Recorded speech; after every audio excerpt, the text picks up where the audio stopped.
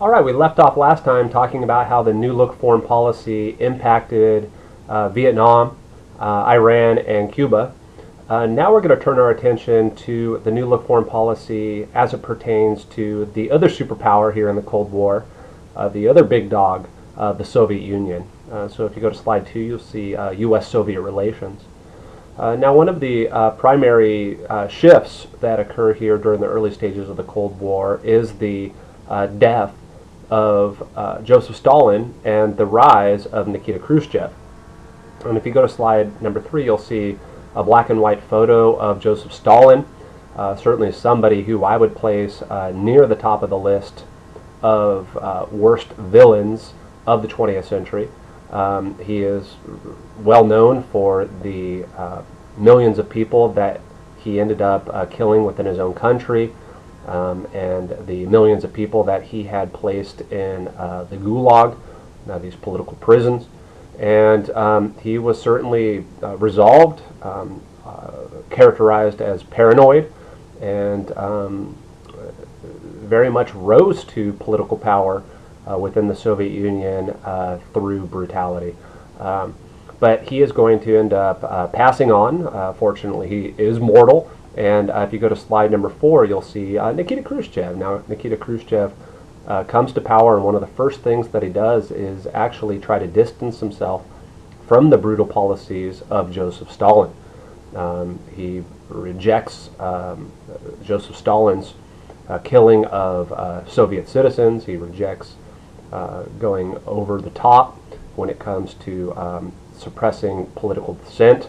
Certainly, the rise of Khrushchev seemingly as an opportunity for the United States and the Soviet Union to forge a more cordial relationship.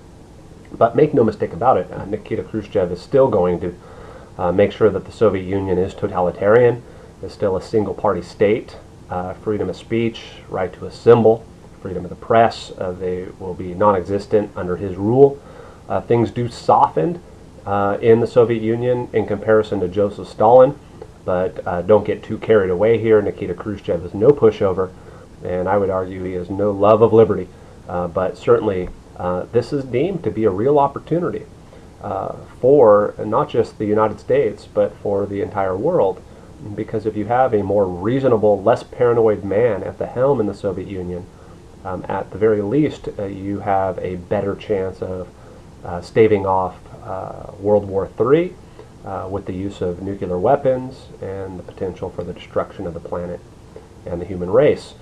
So the United States sees the rise of Khrushchev as an opportunity. Eisenhower sees it as an opportunity, and there's going to be this kind of opening up of communication between these two superpowers. And it even gets to the point in which Khrushchev travels out to the United States, and the United States is going to send top-level leaders to the Soviet Union. And that's a pretty good segue into slide number 5, in which you'll see Vice President Richard Nixon on the right having a conversation with Nikita Khrushchev on the left. And this is a picture of the so-called kitchen debate. It's known as the kitchen debate because the United States had really a replica of a U.S. home put together here in the Soviet Union in an effort to show off the standard of living that the United States had grown accustomed to here in the post-World War II era. And really we have Nixon showing Khrushchev washers and dryers and dishwashers and refrigerators. And kind of the underlining premise here is that look at how well we are able to treat our women, all these cost-saving devices, and the typical kind of condescension towards women of the 1950s kind of coming out through this kitchen debate. But the idea here for Nixon is really to show that under capitalism you get innovation, under capitalism you get progress, and what this ultimately means is a higher standard of living, comforts that don't exist under the communist economic model. Now Khrushchev, of course, was not fully impressed with all of these innovations. He even quipped back, and Nixon hears this through an interpreter. You Americans, you think you're so clever, you create a device for everything. The next thing you know, you'll create something that can chew your food for you. And Nixon didn't have the heart to tell him, well, we already have that. It's called the blender. But even though they were jockeying for position, trying to show the rest of the world, which was watching, that their economic model and their philosophy and their culture was better than their counterparts, the big takeaway here is that they're talking, they're in the same room. It gives them an opportunity to personalize one each other. It affords them the potential to work together. Maybe not reach common ground, but at the very least, once again, stave off direct confrontation in a military sense, which of course ultimately means the use of nuclear weapons. So Eisenhower's so pleased with this. He's so pleased with Vice President Nixon's visit to the Soviet Union and this semi-cordial relationship that is forged with Nikita Khrushchev, that Eisenhower actually calls off all espionage. He's going to stop spying on the Soviet Union. And he doesn't want to jeopardize this opportunity for a more positive relationship between the United States and the Soviet Union. However, one last spy mission went out before the orders were given. And if you go to slide number 6, you'll see a picture of a U-2 spy plane on the left and a picture of Francis Gary Powers on the right, the pilot manning this U-2 spy plane. Now, the U-2 spy plane could fly at such a high altitude that it could avoid detection from Soviet instruments. But the U-2 spy plane flying at this high altitude would take these, for the age, sophisticated technologies being employed here, these photographs of the Soviet Union, where their installations are, where their nuclear silos are, where their army is located, any intelligence information that the Pentagon can use in order to get a leg up against the arch rival of the Soviet Union. Now, unfortunately, the U-2 spy plane goes down, and Eisenhower gets word of it, and Eisenhower decides to take the Alberto Gonzales route here, the plausible deniability route, and he says, well, the U-2 spy plane coming from that altitude, hitting the ground, will be just destroyed. Any evidence will be destroyed. Powers, there's no way he's going to survive that crash, so I'm just going to deny that we were spying on the Soviet Union. Well, lo and behold, Francis Gary Powers did survive. He was interrogated and ultimately copped up to the fact that he had been spying. And now Eisenhower has no choice but to admit that he was spying on the Soviet Union, and he had lied about spying on the Soviet Union. And we see this newfound relationship that had been developing between the United States and the Soviet Union, with Nikita Khrushchev at the helm of the Soviet Union, begin to fall apart almost as quickly as it had been built. But what ends up happening to Francis Gary Powers? Well, there's a spy swap that's arranged. I like the newspaper headlines from the 1950s. U-2 pilot freed. Russian swap power for red spy, Shay. Russia swaps powers for red spy. It's just kind of a different headline than we have today. But Powers is released, and of course the Soviet Union had been spying on the United States. It's not as if the United States was really the only offender here, but nevertheless, the point is that for a brief moment, the Soviet Union and the United States seemed to be getting along, and perhaps Armageddon would not materialize, and the world would be safer, but unfortunately that was a fleeting moment. So these are the primary characteristics of the Eisenhower administration when it comes to foreign policy. I just want to take a couple minutes to assess the age of Ike when it comes to foreign policy. And I think that there are some positive things you can say about the Eisenhower administration when it comes to foreign policy, but there's also some very dangerous aspects of the New Look foreign policy as well. First off, I would give some praise to Eisenhower for coming into office and recognizing that 60% of the federal budget going to defense was unsustainable and damaging to the larger American experience. 60% of the federal budget going to defense meant that there was only 40% left for everything else, from healthcare to education to infrastructure development to science and innovation. And so I applaud him for looking for a way to win the Cold War in a less expensive manner. I also very much applaud him for being reluctant to deploy American troops around the world. Why put American soldiers in harm's way if you could aid our allies to do fighting themselves in their own neck of the woods? This is something that was very much characteristic of Eisenhower's entire career from his days back in the military itself.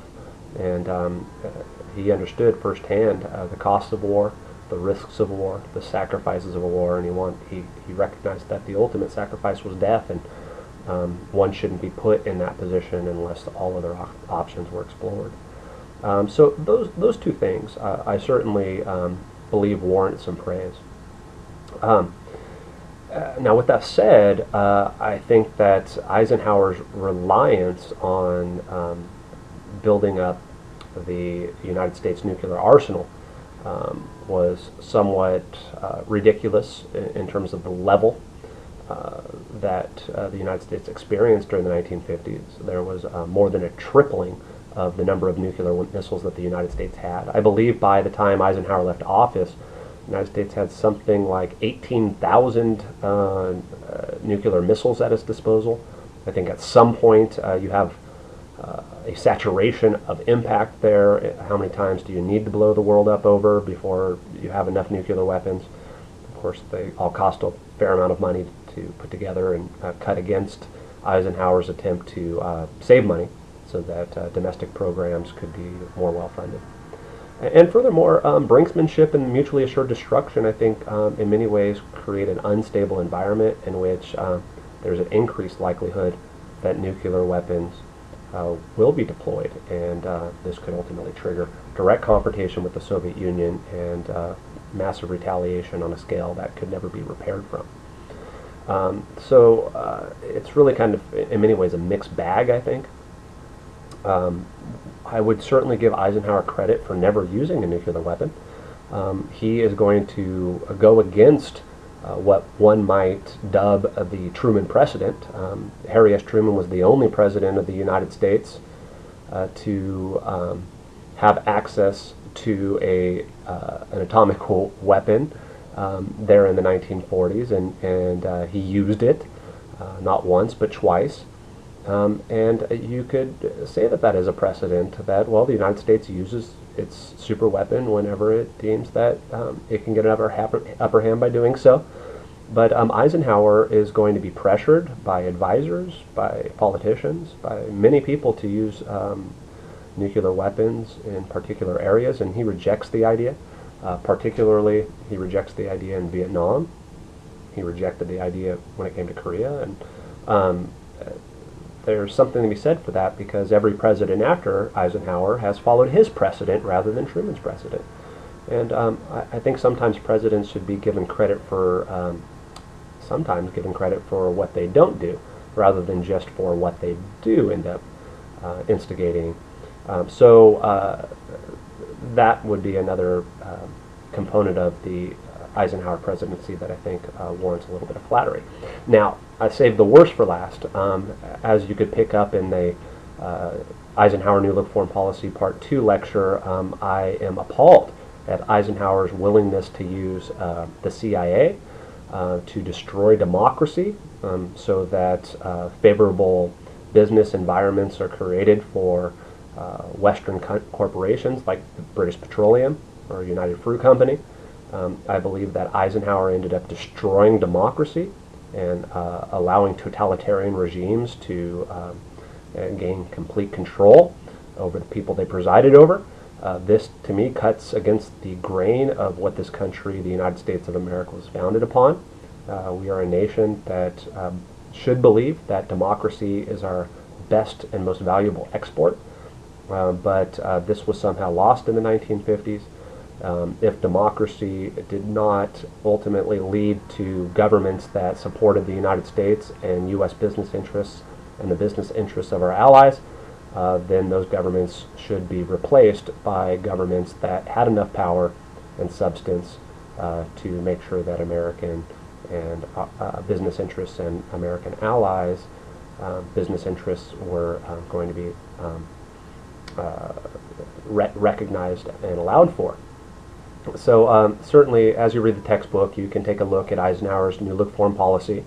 and hopefully this series of lectures on the Eisenhower New Look foreign policy helps you better understand what's actually taking place here in the midst of the Cold War.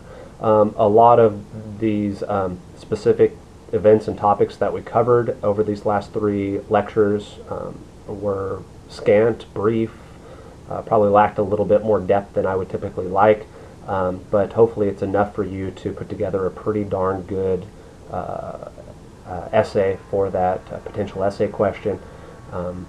And certainly if you want some of the holes filled in, please don't hesitate to send me an email, and I can provide some semblance of clarification. And that email address, as you already know, is tsmith@yccd.edu. All right.